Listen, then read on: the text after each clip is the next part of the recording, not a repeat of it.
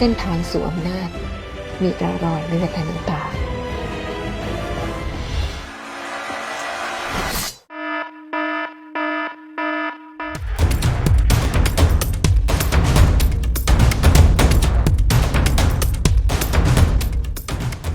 Raja kejam ini benar-benar takluk dengan kecantikan, kemolekan, dan kepintaran Putri Jinda. Tidak menunggu waktu lama, Jinda telah berhasil membuat sang raja kejam bertekuk lutut di hadapannya. Tapi di sisi lain, sang kekasih sangat mengkhawatirkan keselamatan Jinda. Terlebih lagi setelah dirinya menerima surat yang dikirimkan melalui burung elang yang selama ini menjadi perantara komunikasinya dengan Jinda. Ternyata yang mengirimkan surat tersebut adalah asisten Jinda, di mana ia mengatakan bahwa Jinda telah mendapatkan hukuman berupa hukum cambuk di sekujur punggungnya. Bahkan Jinda telah dikurung selama 1 bulan lamanya. Pada malam harinya, sang raja mendatangi istri pertama di kediamannya. Ia tahu betul siapa dalang di balik penasehatnya yang telah ia singkirkan. Ia tidak bisa tinggal diam akan kelakuan sang istri pertama, karena hal itu dapat mempengaruhi kekuasaannya yang selama ini ia pertahankan. Kali ini sang raja masih bisa memaafkan tindakan istri pertamanya tersebut. Tapi jika hal ini terulang lagi, dapat dipastikan ia akan kehilangan segalanya. Sang istri segera meminta maaf atas kesalahan yang telah ia lakukan. Ia melakukan semua ini karena ia menginginkan statusnya segera diangkat menjadi seorang permaisuri. Raja tentu saja sangat mengerti akan hal itu, tapi itu tidak bisa ia lakukan dikarenakan salah satu syarat agar diangkat menjadi seorang permaisuri adalah adanya seorang keturunan seorang putra mahkota untuk menjadi penerusnya kelak. Mendengar hal itu, tentu saja hal tersebut tidak disia-siakan oleh istri pertama ini. Di kesempatan inilah ia terus merayu dan membujuk raja tersebut untuk segera memberikannya keturunan seorang putra agar keinginannya untuk menjadi seorang permaisuri segera terwujud. Berbagai cara terus wanita ini lakukan agar sang raja terbujuk olehnya. Benar saja, akhirnya sang raja pun tergoda. Terlihat ia segera menggendong istri pertamanya itu untuk segera masuk ke dalam kamar. Esok paginya, kejadian itu sudah sangat menghebohkan istana. Terlebih lagi, putri yang bernama Laongkam ini benar-benar sangat marah setelah tahu hal itu. Tapi tidak dengan Putri Tanyong. Ia justru datang mengunjungi Jinda yang masih terbaring lemas akibat luka-luka pada punggungnya. Putri Tanyong sengaja mengunjunginya untuk memberikan sebuah salep manjur yang dengan cepat dapat menyembuhkan luka-lukanya. Sang putri pun menawarkan dirinya untuk membantu Jinda mengolesi luka-luka pada punggungnya. Dengan segera Jinda berbaring untuk segera diobati. Terlihat Putri Tanyong segera mengobati Jinda. Dengan sangat hati-hati ia mulai mengobati luka-luka tersebut. Tapi tiba-tiba saja Jinda merasakan ada hal yang tak biasa pada putri tersebut. Ia merasakan Putri Tanyong mencium aroma tubuhnya ataukah hanya memastikan luka-luka pada punggungnya saja.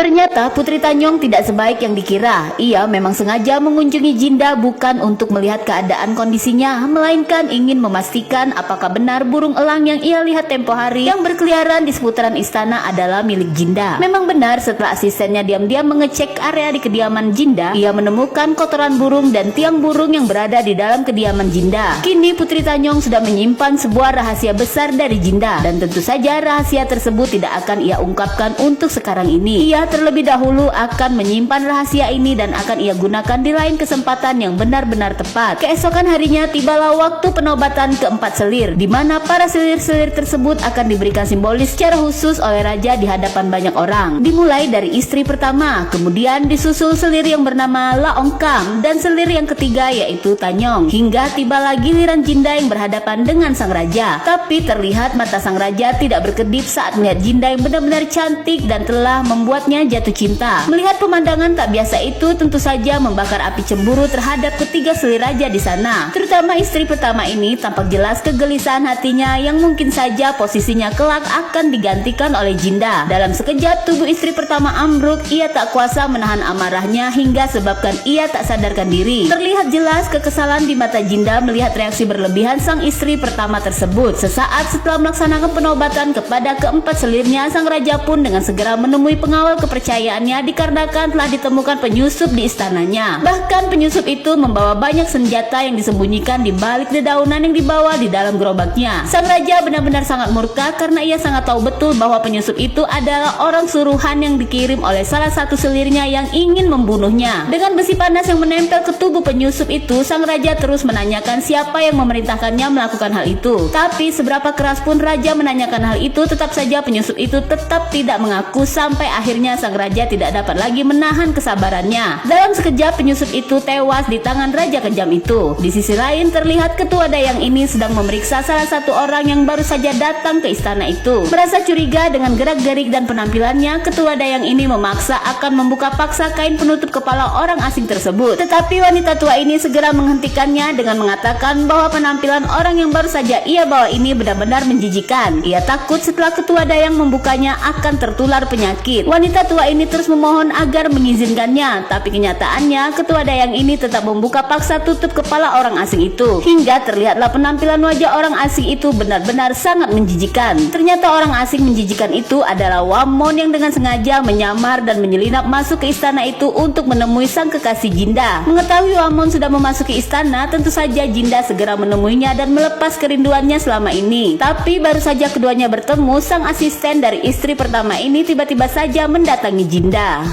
Tidak menunggu waktu lama, siapa yang akan menemani malam pertama raja saat setelah selesai acara penobatan para selir dilakukan? Ternyata Jindala yang dapat meluluhkan hati sang raja kejam dan memenangkan kompetisi para selir tersebut. Salah satu utusan dayang ini yang merupakan asisten kepercayaan istri pertama ini menyampaikan agar Jinda untuk bersiap dan membersihkan tubuhnya. Tentu saja sepasang kekasih itu sesaat terlihat sangat panik karena Wamon masih berada di dalam kamar Jinda. Agar tidak menimbulkan kecurigaan, Jinda akhirnya membuka pintu kamar dan menemui mereka semua. Ia berkata tidak ingin dibantu oleh siapapun untuk membersihkan tubuhnya karena sejak kecil ia dapat melakukannya sendiri tanpa bantuan siapapun. Malam harinya Jinda sudah dengan dandanan yang begitu cantik mempesona, tubuh yang benar-benar wangi siap melayani malam yang panjang bersama raja. Tak dipungkiri wajah penuh ketakutan terlihat jelas dari sorot matanya. Pikirannya berkecamuk, mungkinkah di malam inilah ia dapat membalaskan dendamnya kepada raja itu dengan cara membunuhnya, ataukah ia harus rela melepaskan keperawanannya dan melahirkan seorang putra mahkota kelak sesuai rencana yang telah diatur oleh sang ayah dan kekasihnya. Hingga sampailah ia di depan pintu kamar sang raja dan terlihat raja kejam itu sudah menunggunya dengan sebuah pedang di sampingnya. Perlahan Jinda mendekati sang raja dan berusaha untuk tetap tenang dalam menghadapi situasi itu. Tanpa banyak berbasa-basi, Jinda segera memposisikan dirinya untuk melayani sang raja sesuai dengan ajaran yang selama ini ia pelajari dari asistennya. Tapi tiba-tiba saja raja ini menghunuskan pedang itu tepat di depannya karena sang raja sangat mempercayai perkataan sang penasehatnya dahulu bahwa akan ada satu malam di mana salah satu selir akan membunuhnya. Jinda tak goyah sekalipun, walau tak dapat dipungkiri ia sudah sangat ketakutan. Kemudian dalam sekejap sang raja memeluknya dan menangis begitu saja. Jinda yang awalnya ingin membunuh sang raja dengan menggunakan konde yang telah ia persiapkan segera mengurungkan niatnya tersebut. Keesokan paginya para selir dan dayang-dayang sudah sangat dihebohkan dengan kondisi istri pertama yang sepertinya sedang mengandung. Hal itu diketahui dikarenakan sang istri pertama menolak semua makanan yang disajikan untuknya. Mendengar hal tersebut, Laongkam pun kesal. Ia segera menemui pengawal kepercayaan raja yang juga merupakan orang kepercayaannya untuk segera memikirkan cara agar dirinya dapat bertemu dengan sang raja. Karena sudah berbulan-bulan sejak dirinya tinggal di dalam istana itu, ia sama sekali tidak pernah menghabiskan malam bersama sang raja. Ternyata kabar kehamilan istri pertama raja tidak hanya membuat Laongkam yang kesal, Jinda pun turut kesal karena apabila sang istri pertama melahirkan seorang putra mahkota, maka sia-sialah usahanya selama ini yang telah ia korbankan. Jinda segera meminta bantuan sang kekasih untuk menemukan cara untuk menghentikan semua itu. Dengan dibantu sang asisten, Jinda berhasil mendapatkan sebuah racun yang dapat dengan mudah menggugurkan kandungan istri pertama tersebut.